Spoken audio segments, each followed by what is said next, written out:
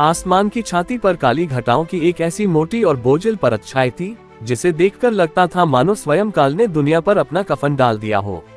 वे बादल सामान्य नहीं थे, वो स्थिर थे, जड़ थे, जैसे किसी बहुत ही भयानक और प्राचीन अनहोनी की गवाही देने के लिए अपनी जगह पर जम गए हों। बादलों का रंग गहरा स्लेटी और कहीं कहीं कोयले जैसा काला था, जो हिल्स पीक की ऊंची चोटियों को अपने आगोश में लिए हुए था। प्रकृति, जो सदा चलायमान रहती है, आज अपनी सांसें रोके खड़ी थी। परिंदों की चहचहाहट तो दूर, हवा में एक दाने के फड़फड़ाने की आवाज तक नहीं थी। ये वह सन्नाटा था जो रूह को कंपा देता है, वह खामोशी जो चीखने से ज्यादा दर्दनाक होती है। हेल्स पीक, ये नाम ही उन लोगों के दिलों में खौफ पैदा करने के लिए काफी था जिन्होंने इसके बारे में केवल सुना था। इसकी अनंत ऊंचाई बादलों को चीरकर उस जगह तक जाती थी जहां ऑक्सीजन कम और मौत का एहसास ज्यादा होता था। पहाड़ की नुकीली चोटियां किसी सोए हुए राक्षस के दांतों की तरह आसमान की ओर उठी हुई थीं। इन चोटियों से टकराकर जब तेज हवाएं गुजरती थीं, तो वे साधारण हवा की सरसराहट नहीं, बल्कि किसी घायल शिकारी की आखिरी चीख जैसी डरावनी आवाजें पैदा करती थीं। ऐसा लगता था मानो ये पहाड़ खुद उन हजारों लोगों का विलाप कर रहा हो जिन्हें इसकी ऊंचाई ने सदियों से निगल लिया था। नीचे की ओर देखने पर केवल एक अनंत अंधकार का साम्राज्य था। हजारों फुट गहरी वह खाई किसी ऐसे सघन अंधकार से भरी थी जो प्रकाश की एक किरण को भी अपने अंदर सोख लेने की शक्ति रखता था। वहां से पत्थर गिरने की आवाज भी वापस नहीं आती थी। वह खाई जीवित प्राणियों को पल भर में अपने अस्तित्व से मिटा देने का मौन निमंत्रण दे रही थी। उस खतरनाक कगार पर पत्थर इतने चिकने और ठंडे थे जैसे किसी ठंडे खून वाले सरीसृप की त्वचा। वहां खड़ा कोई भी साधारण इंसान खुद को पूरी कायनात से कटा हुआ महसूस करता। उस ऊंचाई पर पहुंचकर दुनिया के सारे शोर, सारे रिश्ते और सारी यादें धुंधली पड़ जाती थीं। वहां केवल दो ही चीजें सच थीं, एक पैरों के नीचे की वह कांपती हुई जमीन और दूसरी सामने खड़ी निश्चित मौत। हवा के थपेड़े इतने सर्द थे कि वे त्वचा को चीरकर सीधे हड्डियों के भीतर तक बर्फ जमा रहे थे। पर उस कगार पर, जहां जिंदगी और मौत के बीच केवल एक सूत का फासला बचा था, शांति का एक ऐसा द्वीप था जिसे हिला पाना असंभव था। प्रकृति के इस तांडव और मौत के इस खुले द्वार के बीच वह युवक किसी अडिग शिला की तरह खड़ा था। उसके लंबे काले बाल तूफानी हवा के थपेड़ों में किसी विद्रोही ध्वज की तरह लहरा रहे थे। उसके फटे हुए नीले वस्त्रों से छनकर आती ठंड उसके शरीर को सुन्न कर रही थी, लेकिन उसके चेहरे पर एक अजीब सा ठहराव था। ऐसा लग रहा था मानो वह यहाँ मरने नहीं, बल्कि अपनी नियति से हाथ मिलाने आया हो। हेल्स पीक आज सिर्फ एक पहाड़ नहीं था, वह एक रंगमंच था जहाँ एक महान प्रतिभा का अंत और एक नई गाथा का जन्म होने वाला था। प्रकृति के उस भयावह सन्नाटे और हेल्स पीक की गर्जना के बीच आर्यन की मौन उपस्थिति किसी जलते हुए दिए के समान थी। हवा के बर्फीले थपेड़ों ने उसके शरीर को सुन्न कर दिया था, लेकिन उसके भीतर की ज्वाला अब भी धधक रही थी। उसके लंबे उलझे हुए काले बाल जब हवा में लहराते तो उनके बीच से उसके चेहरे पर लगी सूखी धूल और जमे हुए खून के निशान साफ दिखाई देते। उसके शरीर पर धारण किए हुए इन सैक के वे कभी गर्व से पहने जाने वाले नीले वस्त्र अब चिथड़ों में बदल चुके थे। कंधे से लेकर कमर तक कपड़ों के उन फटे हुए हिस्सों से गहरे घाव झांक रहे थे। कुछ घाव तलवारों के गहरे कट थे, तो कुछ उन जहरीले तीरों के निशान जो उसकी खाल को जला चुके थे। ये घाव उसकी उस लंबी और थका देने वाली फरारी की दास्तां बयां कर रहे थे, जहां उसने अकेले ही पूरे संप्रदाय की सैन्य शक्ति को छकाया था। आर्यन के चेहरे पर थकान की गहरी काली लकीरें उभरी हुई थीं। उसकी सांसें भारी थीं और हर सांस के साथ उसके सीने में एक तीखा दर्द उठता था, जैसे फेफड़ों में पिघला हुआ शीशा भर दिया गया हो। उसके शरीर का एक एक जोड़ चिल्लाकर आराम मांग रहा था, लेकिन उसकी उन आंखों में डर का एक कतरा भी नहीं था। उसकी पुतलियां ठहरी हुई थीं, जिनमें हेल्स पीक की उस अनंत खाई जैसी ही गहराई और रहस्य था। उसके ठीक सामने एक अर्धचंद्राकार घेरा बनाकर तांग संप्रदाय के दर्जनों एल्डर्स खड़े थे। उनके पीछे उनके सबसे क्रूर और चुनिंदा शिष्यों की एक कतार थी, जो किसी भी क्षण टूट पड़ने को तैयार थे। उन्होंने एक ऐसा अभेद्य चक्रव्यूह तैयार किया था जिससे परिंदा भी पर न मार सके। इन एल्डर्स के चेहरों पर वह ममता या वात्सल्य नहीं था जो उन्होंने सालों पहले आर्यन को अनाथालय से लाते समय दिखाया था। आज वहां केवल क्रोध की धधकती अग्नि और प्रतिशोध की प्यास थी। उन सभी के हाथों में वे रहस्यमयी और घातक यंत्र चमक रहे थे, जिनके नाम मात्र से मार्शल वर्ल्ड के बड़े बड़े योद्धाओं के पसीने छूट जाते थे। किसी के हाथ में फ्लोटिंग लोट्स था, तो किसी ने अपनी उंगलियों के बीच सोल रीपिंग नीडल्स दबा रखी थी। तांग संप्रदाय कोई साधारण संगठन नहीं था, ये वह साम्राज्य था जिसने सदियों से अपनी हिडन वेपन्स और पॉइजन टेक्निक्स के दम पर पूरी दुनिया को अपने घुटनों पर रखा था। उनके लिए नियम ही सब कुछ थे, और उन नियमों के अनुसार आर्यन एक अपराधी था, एक ऐसा चोर जिसने उनके सबसे पवित्र और गुप्त ज्ञान की चोरी की थी। घेरे के बीचों बीच खड़ा आर्यन उन सभी हथियारों की चमक को देख रहा था जो उसे मारने के लिए बेताब थे। वह जानता था कि उसके पास बचने का कोई रास्ता नहीं है, लेकिन उसकी स्थिरता ने उन शक्तिशाली एल्डर्स को भी संशय में डाल दिया था। उनके लिए ये समझना मुश्किल था कि एक युवक जो मौत के इतने करीब है, इतना शांत कैसे हो सकता है। क्या यह उसकी हार थी या उसकी जीत का पहला कदम? आर्यन की नजरों ने एक एक करके उन चेहरों को पढ़ा जिन्होंने उससे बड़ा किया था, और उस पल उसके चेहरे पर एक फीकी मुस्कान कौंध गई, एक ऐसी मुस्कान जिसमें नफरत नहीं बल्कि एक गहरा वैराग्य था। आर्यन की वह फीकी मुस्कान जो एल्डर्स के क्रोध के सामने एक चुनौती की तरह खिली थी, धीरे धीरे उसकी बंद होती पलकों के पीछे एक धुंधली याद में बदलने लगी। जैसे जैसे सामने खड़े एल्डर्स के चेहरे धुंधले हुए, उसके मानस पटल पर वह पुरानी बरसात की रात उभर आई जब उसे पहली बार तांग संप्रदाय की चौखट पर छोड़ा गया था। वह एक अनाथ था, एक ऐसा बीज जिसे पत्थरों के बीच उगने के लिए छोड़ दिया गया हो। संप्रदाय ने उसे छत तो दी, लेकिन पहचान छीन ली। उसे आउटसाइडर का वह ठप्पा दिया गया जो ताउम्र उसके माथे पर एक अदृश्य घाव की तरह बना रहा। यादों की यह लहर उसे उन तंग गलियों में ले गई जहां वह दूसरे शिष्यों के बचे हुए काम करता था, जहां कुलीन घरों से आए शिष्यों को रेशमी बिस्तरों पर गुप्त विद्याएं सिखाई जाती थीं, वहीं आर्यन को केवल झाड़ू लगाने और हथियारों को साफ करने की इजाजत थी। लेकिन उन अपमानों ने उसे तोड़ा नहीं बल्कि फौलाद की तरह तपा दिया। वह याद करता है वे सर्द रातें जब सब सो जाते थे, तब वह छिपकर आउटर कोर्ट की ट्रेनिंग ग्राउंड में जाता था। बिना किसी गुरु के केवल दूसरों को देखकर सीखी गई तकनीकों को वह तब तक दोहराता था जब तक कि उसकी हथेलियों से खून न बहने लगे और उसकी मांसपेशियां जवाब न दे दें। उसकी जन्मजात प्रतिभा एक अभिशाप बन गई थी। जहां संप्रदाय के सबसे होनहार शिष्यों को पॉइजन हैंडलिंग सीखने में महीनों लग जाते थे, आर्यन उसे महज कुछ दिनों में अपनी रगों में उतार लेता था। लेकिन उसकी इस तरक्की को संप्रदाय ने चमत्कार नहीं, धोखाधड़ी का नाम दिया। एक अनाथ की इतनी बिसात कैसे? ये सवाल एल्डर्स की आंखों में हमेशा तैरता रहता था। यही वह अपमान था जिसने उसके भीतर एक ऐसी आग जलाई जिसने उसे इनर सैक्ट की उस प्रतिबंधित लाइब्रेरी तक पहुंचा दिया जहां जाना मौत को दावत देने जैसा था। वह दृश्य आज भी उसके सामने साफ था, अंधेरी रात, मोमबत्ती की मध्यम रोशनी और उन धूल भरी किताबों की गंध जिनमें सदियों पुराने रहस्य दफन थे। उसने उन पन्नों को केवल पढ़ा नहीं, उन्हें जिया। उसने उन प्रतिबंधित कलाओं को आत्मसात किया जिन्हें संप्रदाय के लोग असंभव कहते थे। उसने नियमों की बेड़ियां इसलिए नहीं तोड़ी क्योंकि वह शक्तिशाली बनना चाहता था, बल्कि इसलिए क्योंकि वह उस मिथक को तोड़ना चाहता था कि काबिलियत केवल ऊंचे कुल की विरासत होती है। अचानक एक एल्डर की गरजती हुई आवाज ने उसे वर्तमान की कड़वाहट में वापस खींच लिया। उसकी यादों का वह कोमल संसार फिर से हेल्स पीक के उस पथरीले यथार्थ में बदल गया। आर्यन ने एक लंबी सांस ली। उसके घावों से रिसता हुआ खून अब जमने लगा था, लेकिन उसके मन में जमी हुई वह कड़वाहट अब भी ताजा थी। वह जानता था कि उसने चोरी की है, लेकिन उसके दिल के किसी कोने से आवाज आई, ज्ञान पर सबका अधिकार है और मैंने उसे अपनी मेहनत से कमाया है, किसी से छीना नहीं। एल्डर्स की नफरत भरी नजरों को देखते हुए आर्यन को अब दुख नहीं हो रहा था।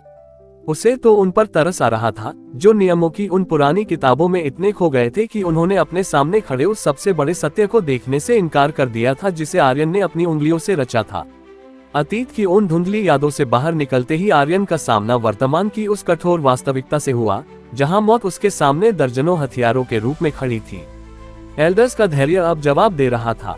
सबसे वृद्ध एल्डर, जिसकी भौहें क्रोध से लगभग आपस में मिल गई थी, एक कदम आगे बढ़ा। उसकी भारी आवाज हेल्स पीक की पहाड़ियों से टकराकर गूंजी, आर्यन, तूने हमारी उदारता का अपमान किया है। ये खामोशी तुझे नहीं बचाएगी। वह सुनहरा कमल और इनर सैक्ट की तकनीकें हमें सौंप दे और शायद हम तुझे एक सम्मानजनक अंत दे सके। क्या तू अब भी उस महान धरोहर को अपने साथ इस खाई में ले जाने की मूर्खता करेगा? आर्यन के होठों पर फिर वही दर्द भरी मुस्कान उभरी। उसने धीरे से अपना सिर उठाया और एल्डर की आंखों में आंखें डालकर देखा। मर्यादा, परंपरा। आर्यन की आवाज धीमी थी, पर उसमें एक ऐसा वजन था जिसने हवा के शोर को भी दबा दिया।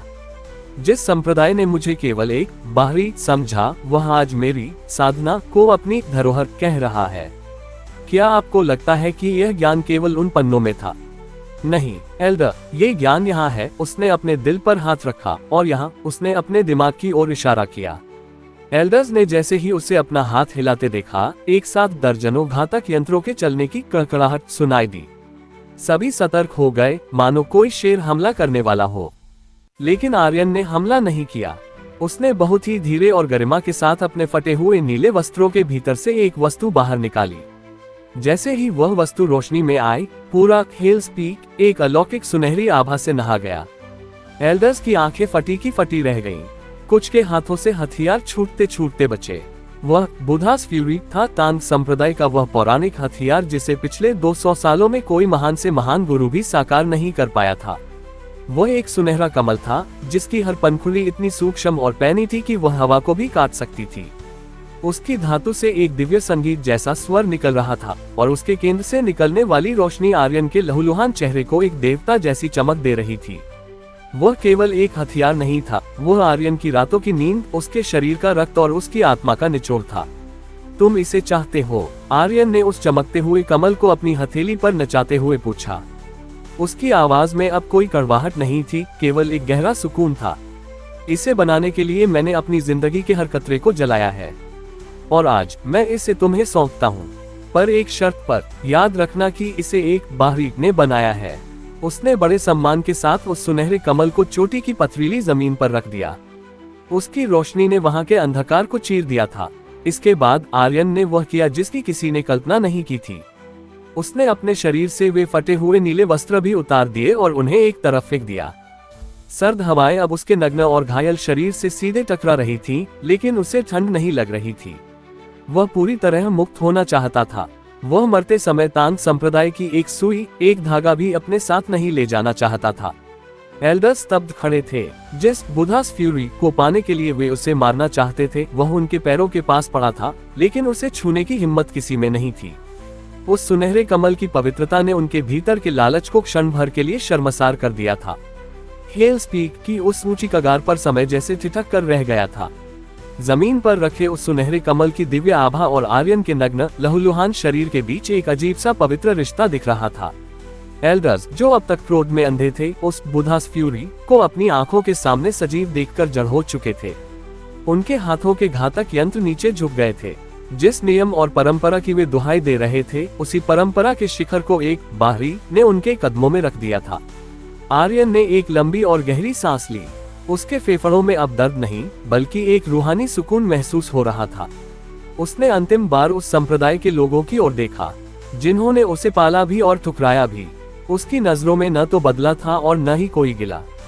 मैं तांग संप्रदाय का था, और अपनी आखिरी सांस तक रहूंगा। उसकी आवाज हवाओं के शोर को चीरती हुई एल्डर्स के कानों में गूंजी। लेकिन मेरा ज्ञान और मेरी आत्मा किसी नियम की गुलाम नहीं है। आज मैं अपना कर्ज और अपनी कला दोनों यहीं छोड़कर जा रहा हूँ। उसने अपनी आंखें बंद की और अपना चेहरा आसमान की ओर कर लिया। काली घटाओं के बीच से बिजली की एक हल्की सी कौंध उसके चेहरे पर पड़ी। आर्यन ने एक कदम पीछे लिया।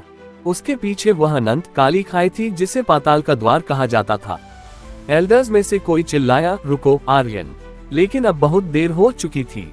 आर्यन ने अपनी बाहें फैला दी, जैसे वह मौत को गले लगाने नहीं, बल्कि आजादी को चूमने जा रहा हो। एक झटके के साथ उसने उस हजारों फुट गहरी खाई में छलांग लगा दी। उसका शरीर बिजली की गति से उस सघन अंधकार में समाने लगा।